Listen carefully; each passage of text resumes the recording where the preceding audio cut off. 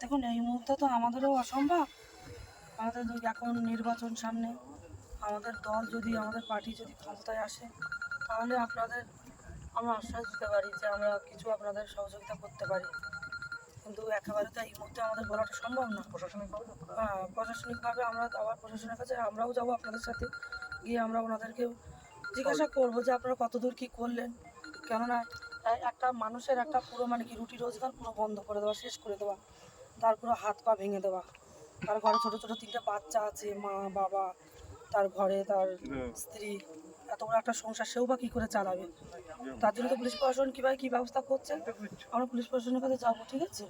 পরের বার এসে আমরা যাবো, আজকে দেরি হয়েছে, দিদি তো ফিরবেন, তো পরের বার এসে আমার দিদি কথা দিয়েছেন অবশ্যই থানায় সহযোগিতা করবেন এবং যতটা প্রশাসনিকভাবে যারা সহযোগিতা করা করেছে যায় আমরা চেষ্টা করবো পুলিশ প্রশাসনকে বলে তদন্ত মাধ্যমে তাদেরকে অপরাধীদেরকে ধরার। কারণ এটা গাড়িটা তো এমনি এমনি চলে না, এত বড় গাড়ি, এটা এতে পেট্রোল না ঢেলে আগুন দিলে কখনো পড়ে না, এটা ভাববেন। আর একটা মানুষের একটা ভবিষ্যৎ নষ্ট করে দেওয়া, কতদিনের রোজগারের মানে তিল তিল করে জমানো অর্থ দিয়ে গাড়িটা কিনেছিল নিজের সংসার বাঁচানোর জন্য, নিজের সংসার চালানোর জন্য, নিজের বাবা মা বাচ্চাদের ভবিষ্যতের কথা বলে। এখন ডিসিপি দাম কত আছে? তাহলে 24-25 লক্ষ টাকা।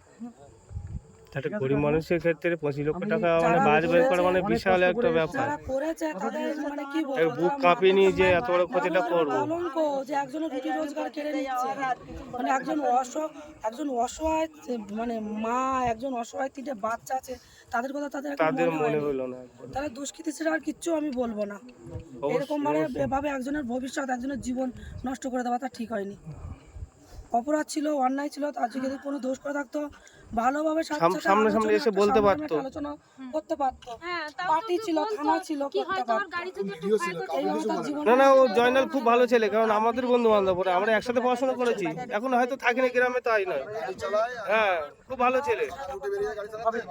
মোটামুটি দিদি তো ফিরবেন, ঠিক আছে? পরের বার আসবেন, দিদি আবার আসবেন, কিন্তু আবার আসবেন, অবশ্যই আসবেন।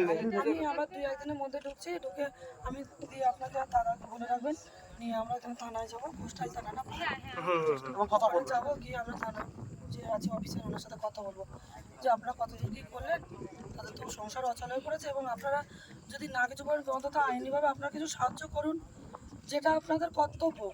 এত বড় একটা ক্ষতি হয়ে গেছে,